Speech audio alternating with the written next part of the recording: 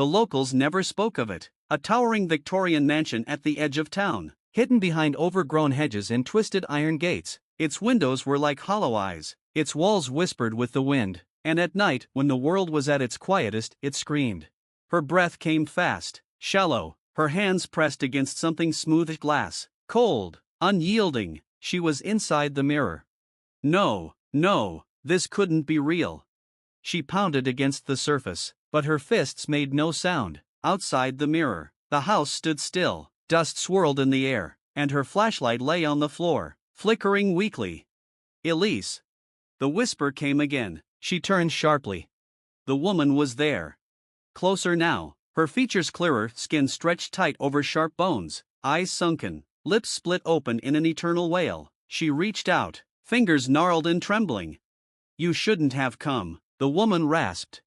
Elise swallowed, her voice shaking. Who are you? The woman's head tilted. I was you. Elise felt a chill slither down her spine. The woman's eyes were filled with something Elise recognized instantly: panic, a deep, endless terror. A scream built in Elise's throat, but before she could release it, the mirror behind her shattered. Glass rained down in slow motion, and suddenly, she was falling, tumbling through the void. The walls of the house stretched around her, twisting, swallowing her whole.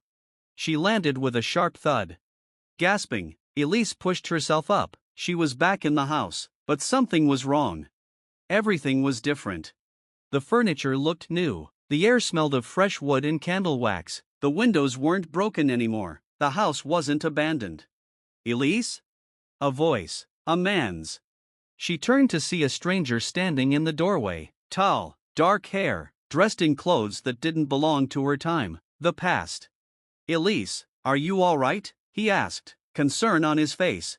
Before she could speak, a blood-curdling scream tore through the house. The walls shuddered, the chandeliers rattled. The scream didn't come from a person. It came from the house itself. And Elise knew, with a sinking horror, that she had just become part of its story. No one knew why, no one dared to find out. Until Elise Harper arrived.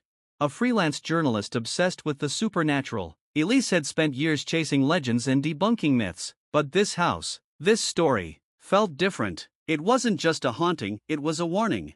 The night she stepped onto the creaking porch, the air turned frigid. She pressed her palm against the heavy wooden door, and as it groaned open, the first scream rang out. It came from deep inside, echoing through the halls, vibrating through the floorboards.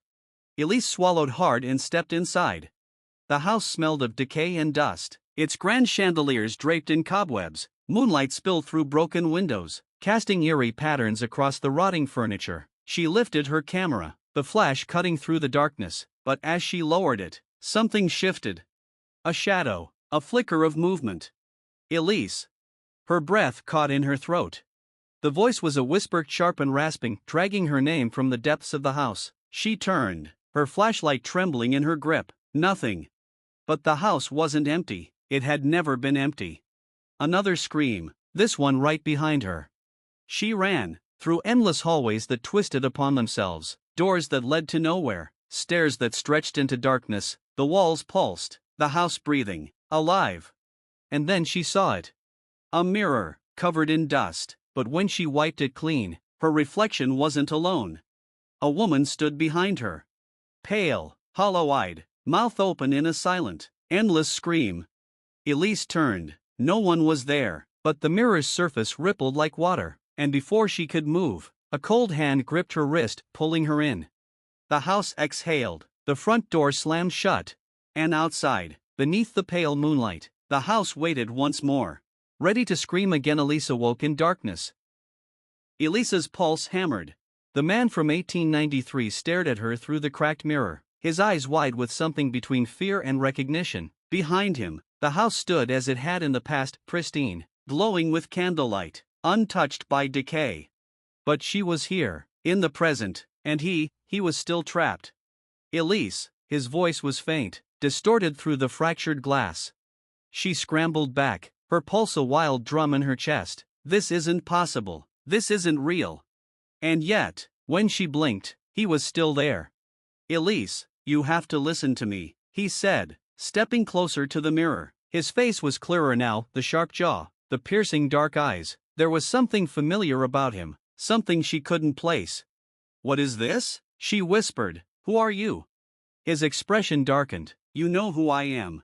She shook her head. "I don't. Then it hit her. A memory, surfacing like a drowned corpse. She had seen him before, in old photographs, in research papers, in articles she had written about this house. His name was Daniel Harper. Her great-great-grandfather. And he had died in this house. Elisa's blood ran cold. "You should have never come back," he said. His voice was urgent now, desperate. "The house, it doesn't let us leave." Elise opened her mouth to speak, but a deep, guttural noise rumbled through the walls. The air around her shifted, like the house itself was listening. And then, something moved in the shadows behind Daniel. A tall, faceless figure, draped in black, its body shifting unnaturally. It reached for him with long, clawed fingers. "No," Elise whispered. Daniel didn't turn. "Elise, run!" The figure lunged. The mirror shattered. And the house screamed. Elise bolted to her feet as the floor beneath her trembled. The walls cracked, splitting open like wounds. A powerful force yanked at her, pulling her toward the remnants of the mirror. She dug her nails into the floor, resisting, but the house wanted her. It wasn't done with her yet. Her flashlight flickered and died. And then, in the darkness, a hand closed around her ankle and dragged her down. The house had changed. She wasn't in the abandoned ruin she had entered, she was in the past. A past where this house was alive, untouched by time. The man in the doorway watched her, confusion flickering in his dark eyes. "Elise?" he repeated. She swallowed hard. He knew her name, but she had never met him before. "Who are you?" she whispered. He frowned. "Very funny. Are you feeling unwell? You went pale all of a sudden." A chill crept up her spine. Her mind raced, trying to piece together what had happened. The mirror, the woman, the scream. Had she somehow become someone from the past? A sudden realization hit her. "What year is this?" she asked, her voice barely above a whisper.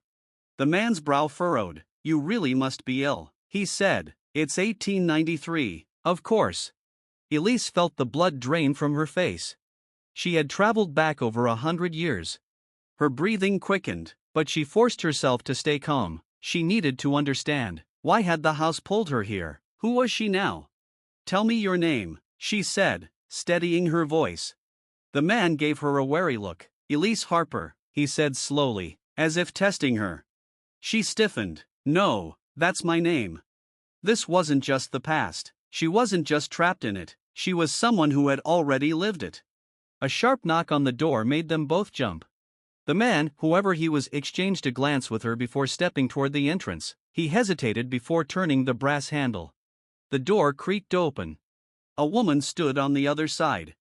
She was drenched in rain, her long black dress clinging to her thin frame. Her face was pale, hollow, her eyes dark voids. Elise recognized her instantly. It was the same woman she had seen in the mirror, the one who had warned her. The woman stepped inside. Water pooled at her feet. The air turned frigid. She lifted her gaze, locking eyes with Elise. "Elise Harper," she rasped, "you must not stay here."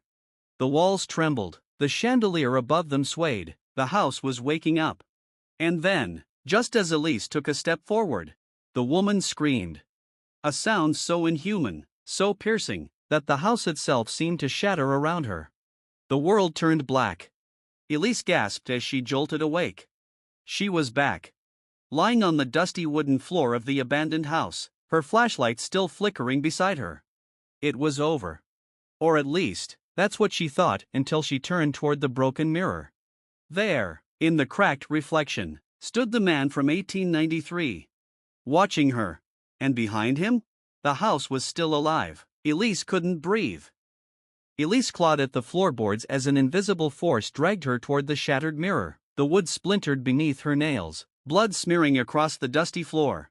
The house groaned around her, walls twisting, shadows reaching. A furious wind howled through the corridors, carrying whispers of the dead. Behind her, Daniel's screams were fading. No, she couldn't let the house take him. The woman's words rang in her head. "Break the mirror, break the cycle."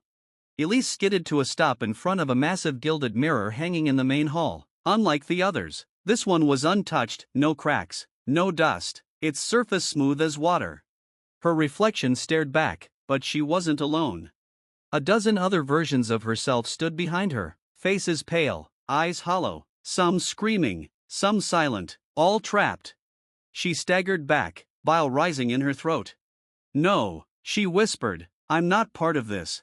But the house laughed, a deep, resonating rumble that rattled the floorboards beneath her feet.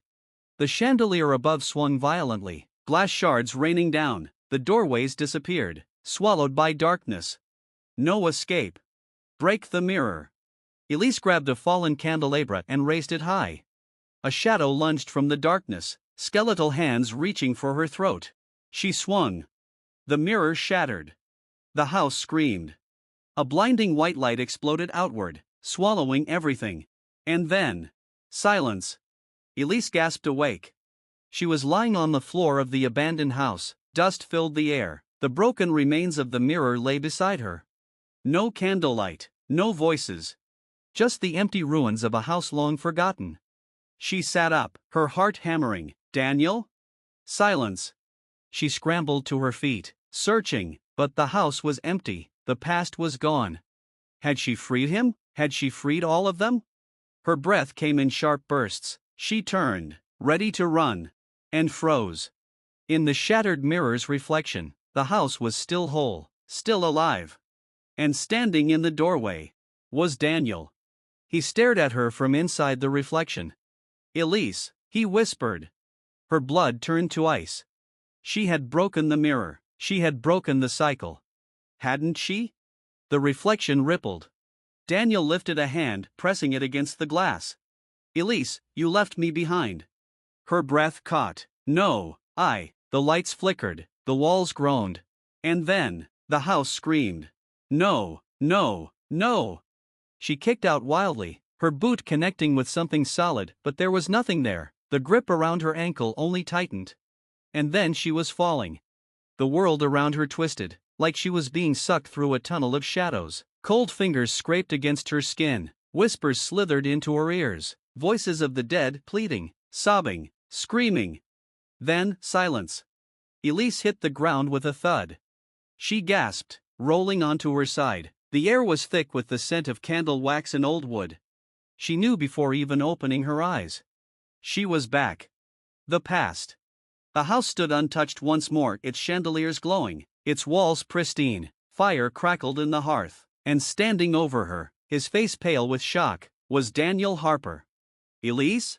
She pushed herself up, her breath ragged. "It's happening again." Daniel's jaw clenched. "Then we don't have much time." Elise staggered to her feet. "What do you mean?" Daniel exhaled shakily. "The house. It's a loop, a curse. It takes people, feeds on them, traps them in its walls." He gestured to the grand staircase. "We have to break it before it starts again." A chill spread through her bones. "How?"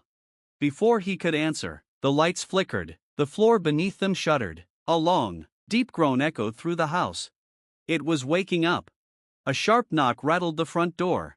Elise's stomach twisted. She knew who it was. The woman, the one who had screamed, the one who had warned her. Daniel's face darkened. "We don't answer it." Elise's mind spun. She had already lived this moment. The knock, the warning, the scream, it had all happened before, because it was meant to. She turned to Daniel. "What if we're wrong? What if she's trying to help?" His grip on her wrist tightened. "Or what if she's already part of it?" The knock came again. Louder, harder. And then, the door burst open. The woman stood in the doorway, drenched in shadows, her eyes, black voids, her lips parted, but no words came, just a slow, rattling breath. Elise's pulse pounded. "Run!" But the woman wasn't speaking to her. She was speaking to Daniel. His eyes went wide. "No!" The house screamed. The lights shattered, the walls buckled. And the shadows came alive. Something yanked Daniel backward, pulling him into the darkness. He struggled, shouting her name, but Elise couldn't move, couldn't even breathe. The woman's voice cut through the chaos. "Break the mirror, break the cycle." Elise's heart slammed against her ribs. She turned and ran. Elise ran,